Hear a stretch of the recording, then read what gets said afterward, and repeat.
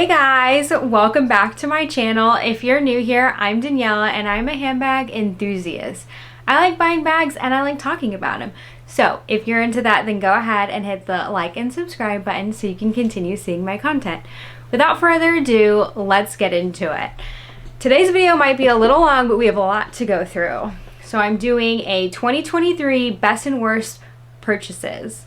Very excited about this one because, as y'all know, probably, is that I like to spend money and I like to buy things. So I went through my bags, my shoes, basically all kind of major-ish purchases, and decided which ones would fall into which one. Now, all the bags that I bought this year aren't going to be on these lists. I sprinkled in a few, but I did record another video and I ranked all the bags I bought last year in order from least to greatest. So if you haven't seen that, go check it out.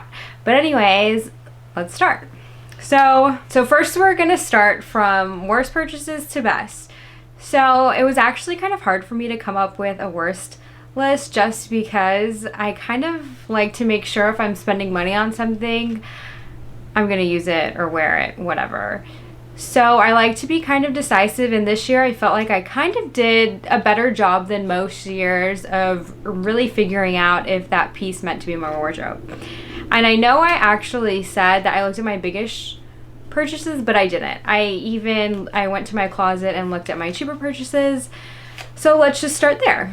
Okay, first up I don't have 10 best and 10 worst. I have 7 worst and 10 best. I could have gone more with best, but I really had to ring it in. So let's start with the worst. Number 7 are these shoes I got from Target. I got them because they were a Chloe dupe. I'm not even a Chloe girl. I just saw them at Target and was like, oh my gosh, it's a dupe. And it was such a big thing on TikTok this year. And I'm not a dupe girl, and these tennies just aren't even my style. So they were probably like 50 bucks, even if that. And I really shouldn't have bought them. I was just trying to give into the trend, and it really didn't work out for me. You can look at the bottom of the shoe, like I think I wore them once. So definitely not a good purchase. Next up, number 6 on my list is something that we can probably all agree on, is buying something just because it's cheap. I tend to have this issue a lot with Zara. I bought this jacket, still has the tags on it. I bought it because it was only $50, and I was like, oh, I don't have this color coat in my collection. It's like a bomber type jacket. I don't wear this. I've never worn it. I don't have any other style like this in my closet, and I bought it kind of recently, so that wasn't good. It's not a good purchase. Don't know why I did it. It was cheap. It was just, I bought it because it was cheap. Not a good buy. Next up falls into the category of clothes again. So this time it's buying something that just doesn't fit right, and you know it in the moment and you keep it anyways. My kind of rule of thumb typically is if you don't love it the moment that you try it on, don't get it. Because if you're like, well, maybe I can work with this or whatever, you're probably not. And you're wasting money, because you should absolutely love something if you're bringing it home with you, or if you ordered and you tried it on. If it's not working in the moment, it's probably never going to work. So stop trying to make it work. So Exhibit A is this black lacy thing from Abercrombie. I'm an Abercrombie girl through and through, but this is just so boxy on my frame. It didn't look good. I thought, oh, black jeans, such an easy outfit, but it's not fitted. It didn't fit right. And we're in 2024. Stop buying things that don't look good on you in hopes that they may one day look good on you. My numbering was a bit off, so we're actually on my true number 6 now. So I had 8, now we're on 6. Number 6 is this LV YK, I do not know how to say it, not even gonna try, bandeau thing. Like, I wanted a piece of the collections. I'm born in November, so hence the pumpkins. I thought it was cute. I mean, it was very not inexpensive for what it is, but for Louis Vuitton, pretty inexpensive. It was like $200, and I was like, oh, it's so cute. I can just get a little piece of the collection, maybe wear it in my hair. Never wore it in my hair. It's just been in the box, so I took it out of the box and have it with my purses, so in hopes that maybe one day I will wear it. I mean, I think it's cute. I just Maybe I need to see some inspo on how other people are wearing them, but definitely not very functional for me. My number 5 might really shock y'all, but I'm just trying to be real here. I'm trying to be authentic, and don't get me wrong, I love this item. I think it's a collector's piece, but just it's not very versatile for me in the place that I live at, and it's very difficult for me to wear. I live in a hotter climate, just not good. So with that being said, my LV shearling bum bag. It's great. It's very casual, and yeah, I mean, it's just thick, and I just don't wear it. I wear it to Pilates in the morning when it's really cold, but typically where I live, it's like cold in the morning, hot in the afternoon, so I'm not really sure when to wear it because it's also hot on your body. But definitely also when you take in the cost, it's like you spent that huge amount on a Louis Vuitton when you probably could have bought, I mean, for a couple $100s more, you could have bought a Chanel that's going to hold its value a bit better. This is definitely not a bag I thought I was going to wear every day, so like not that big of a deal, but still number 5. My number 4 on my list is yet another LV bag. I love this bag as well, but I do have a couple complaints on it, and it is just very seasonal bag. So that's why it's so low. Overall, I'm glad I have it in my collection. I don't think I'd sell it, at least at this point. And I think for the price and for what it is, it was like fine. But that is the LV Pop My Heart pouch. So the size is honestly great. It's pretty thick. I love this handle thing. My number 1 complaint is the chain. I just feel like it's hard to wear with things because it's just like this thing chain or wrapped on you.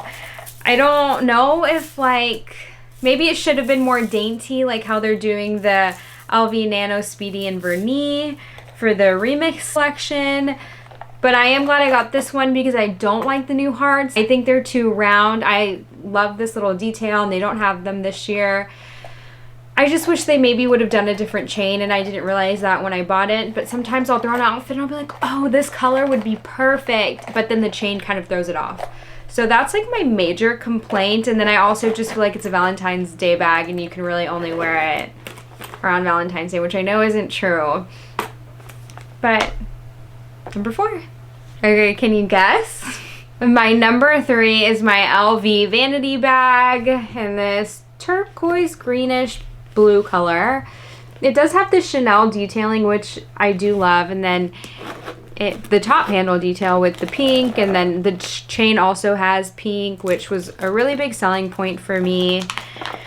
The strap is just too long, but when I wear it, I do remember how much I really like it, but I think the chain being too long is just like a deterrent. It's like, I don't really want to wear that bag. It's just too long. It hits me weird, and it's too boxy.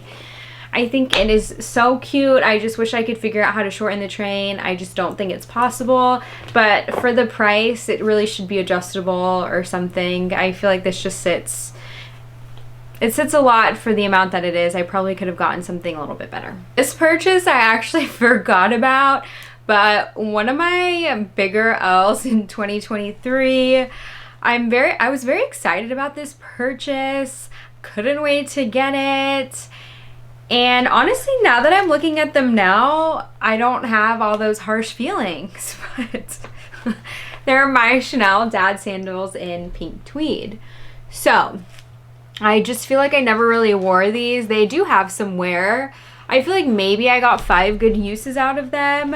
And I thought, I wear a lot of whites, I wear a lot of pinks. I feel like it'll be very easy to wear them with all of my stuff. No, not good for my wardrobe. They are extremely hard to pair.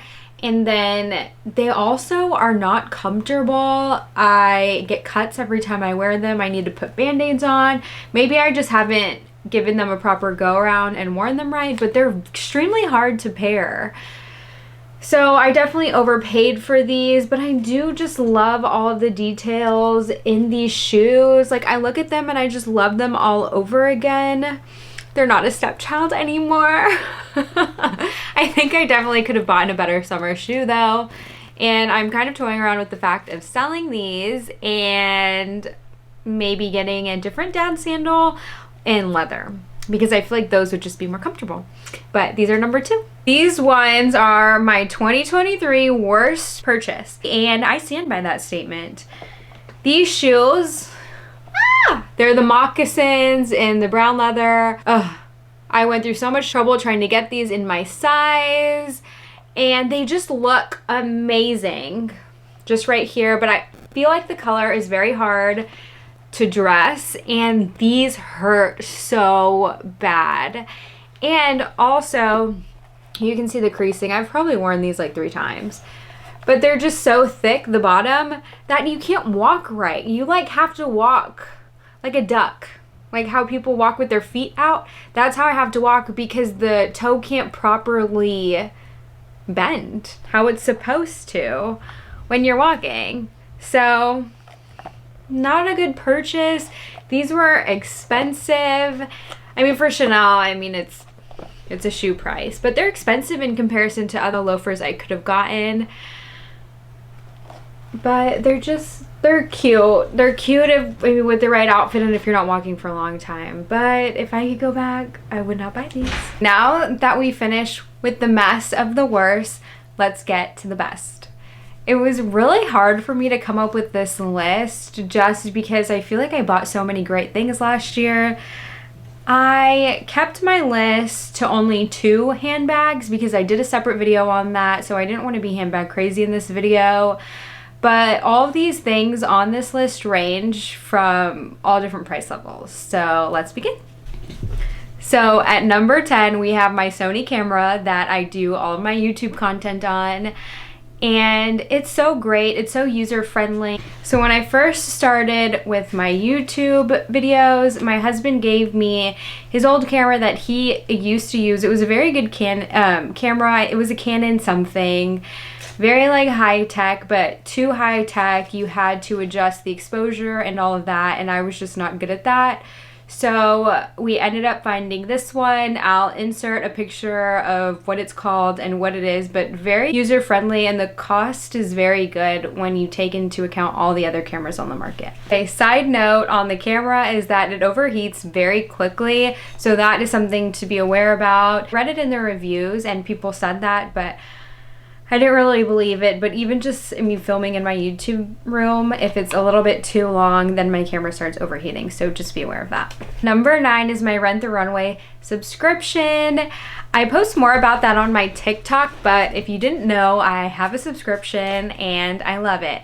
This sweater thing is actually from Rent the Runway.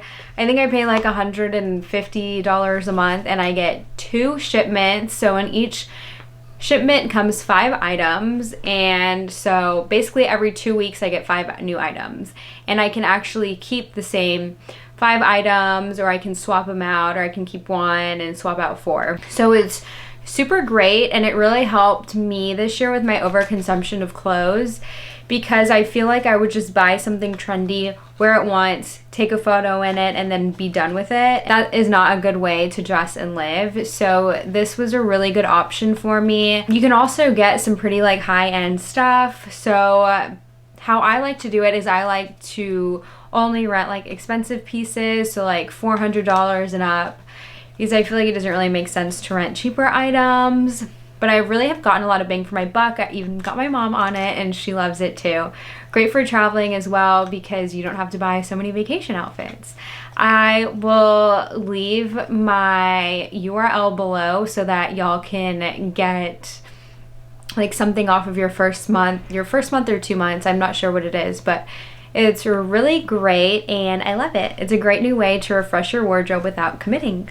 I also realized that may have sounded very like added, like sponsored, but it wasn't. I just really love it. My dad and my husband are always saying that they wish they had a guy version that was comparable, because it is so amazing. I know I had a lot of Chanel on my worst purchases, but I have some Chanel on my best, so I don't hate the brand. I love it. Number 8 are my black Chanel tab loafers. I love these. I think they're a classic staple. I had black Gucci loafers, and I felt like they just weren't doing what they needed to do. I wanted something a little bit chunkier, but not too chunky. These are so comfortable, and I see a lot of people on social media with them, but where I live, I never see anyone with them. So if that matters to you, I feel like they're easy to dress up and dress down. I've worn them a lot, and I can't wait to continue wearing them for years and years to come. Next up is an item I actually got for Christmas, so at the end of the year, but that is my Oura ring. I really like it because you have it on all the time. I had an Apple Watch, and I didn't like it because I'm very like to track my fitness, which I know it's kind of unhealthy, but we're just gonna go with it. Okay, so I would wear my watch everywhere, and I hated taking it off because it wouldn't track my steps and all my stuff. But with some outfits, you just don't wear an Apple Watch. So the Oura ring had been on my radar for a bit. My husband was actually into the Whoop like 2 years ago maybe. So we were into the Whoops, but they were just so ugly. Again, it had that nasty band, and it didn't track your steps, so I still wore my watch. I mean, it wasn't good. The deterrent for me on this was the hefty price tag of buying it and not being sure I was gonna like it. I got a size 6. I think that's the smallest size it comes in. I got the gold, and it's just the round one. It doesn't have that thing on it. They have 2 different options. If you know what I'm talking about, then you know. But so I've had it for almost a month, and I really like it. It tracks your sleep. You only charge it like every couple days, and it takes like 10 minutes to fully charge. And it tracks your stress levels from your heart rate and things like that. So it'll also tell you when to chill out. It'll tell you like your move goal. It changes every day depending on your stressors and your sleep from the night before. And I love it. And it's not like super ugly. It's very bulky. But yeah, this is a size 6. Like I said, it doesn't fit on any of my other fingers. This is my biggest finger. So just be aware of that. If you have small hands, it might not fit you. And then, side note, my husband got me just a little cheapy watch to see if I even like wearing a watch before we commit to like a couple $1,000 watch. But so far I love it. I sometimes will still wear my watch to work out, because the thing with this is that it just kind of gives you random calories on what it thinks you should have gotten. It doesn't necessarily have a heart rate monitor for everything. I think it only has a heart rate monitor workout thing when you're walking or running. So if I do a 15-minute workout today and a 15-minute workout tomorrow, but my heart rate is totally different, it's still going to give me the same amount of calories, which is fine because I don't need to fixate on things like that. Just give me like a rough estimate. And then with weights, I also take this off too, but it'll still give me calories. So hopefully that made sense. But so far I'm loving it, and I'm really glad that I got it. So thanks, husband. Next up is something that was on my Pinterest page like 24/7, on my Instagram page with every single outfit, and I actually thought about buying these before I got my Chanel tab loafers, but my husband was like, no, I don't like the belly flat. It's like not cute. Such an older lady thing. Don't do it. And then I just had to have them. So he got these for my birthday, and they're the Chanel ballet flats, and I have had them for almost 2 months now, and I wear them like every week, multiple times a week. They're very comfortable, and they're just such a classic shoe that goes with anything. I'm actually already thinking about adding more colors into my collection. I was between these and the Chanel slingback ones with the little heel. I had like a dupe Mark Fisher one that I wore all the time, but ultimately I feel like these you could dress up or dress down, so I went with these.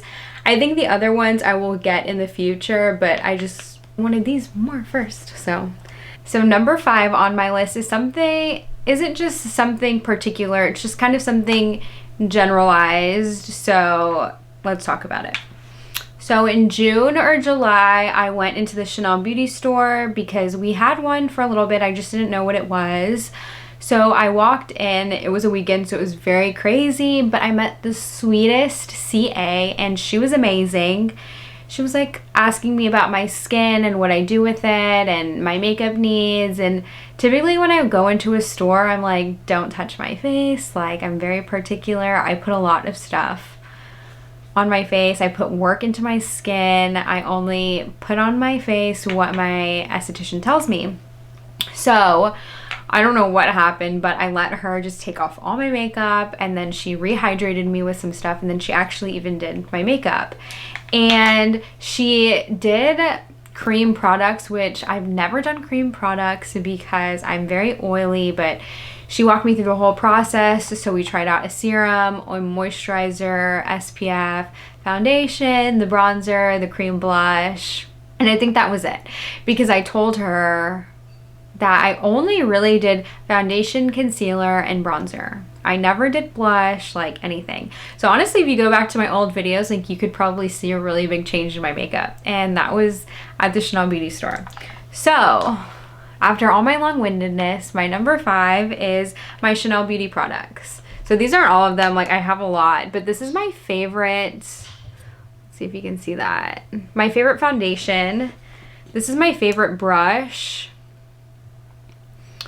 I don't know if you can see that. It's called the Foundation Blender number 102, but I use it for my bronzer and for my blush because she told me I could do that. But basically, she changed my life. She showed me how to do makeup in a way that like I've never done before, which is just a normal way of doing makeup, but I never did it because it overwhelmed me. Like they have these cute little brush kits, and like I do eyeshadows now. What is this? This is a blush that I use. So honestly, like the Chanel Beauty store was just such a game changer for me, and she really did like change my makeup game for like life. So very grateful for that, and I love it so much. This is one of my favorite palettes just because I feel like it's so easy to wear, to use, and all that. So if you have a Chanel Beauty store by you, go in because they are just so amazing, and they really do care about what you have to say, and they'll really help you find the perfect look for you. So thanks for coming to my Chanel TED Talk. Number 4 are my LV sunglasses. Oh, wrong way. Are my LV sunglasses. So I've never been a sunglass girl, but I made a video about it and I decided to get some, and I'm obsessed with them. I feel like they're just so good. Maybe I wear them more because they're expensive, but now like I need sunglasses. If I'm driving and it's too sunny, I'm like, oh, where are my sunglasses? Or if we're in my husband's car and I don't have them, I'm like, can you give me your sunglasses? So very much you need to protect your eyes, and I only started protecting my eyes when I invested in more expensive sunglasses, which I know is insane, but that's just me. Number 3 are not designer or anything like that, so just something I enjoy basically day to day, and they are my Apple AirPod Maxes. They're a little dirty right now because I've been wearing them to work out, so I will give them a good wash. But I wear these to walk on the treadmill, to weight lift. I really just don't care about them. I know some people are like, you gotta protect them at all costs, but like I don't. I'm just gonna wear them. They were pretty pricey for headphones, but I'm really glad I did it because the noise canceling is amazing. I take them on trips with me, and 10 out of 10. These are great. They don't hurt my ears. If you're like wearing them for extended periods of time, then my head just kind of gets tired because they're so heavy. But other than that, worth it. We're down to our last 2. And I didn't start enjoying this bag until the last couple months. I figured out my little hack on how to shorten the strap, and it changed the way I view this bag. So that is my Chanel 22 in white, lambskin, goatskin, not sure what it is. But I love this bag. It's great. I'm thinking about getting it in more colors just because I love it so much. Kind of a casual bag, but I feel like you could maybe dress it up or dress it down. So it's very great. I'm getting my money's worth out of this bag. I'm not afraid to get color transfer because it's a bag and I want to enjoy it. So I do wear it with jeans, black jeans, all the jeans. So number 2. Number 1 best purchase of 2023 is my holy grail, my dream bag that I got when I was 25 is my Hermes Kelly in Rose Azalee Swift leather. Guys, This was on my vision board for years and years and years. I added a Twilly, so I guess that would also count as one of my favorite purchases because it has not come off since I've gotten it, with gold hardware, and I love it. I am in the market for a mini Kelly now, or maybe a Bergen 25. My Hermes journey's not over. Actually, it hasn't even begun because this one did not come from Hermes. It came from Rebag. Don't worry, I authenticated the heck out of it. But I still can't believe I own this bag.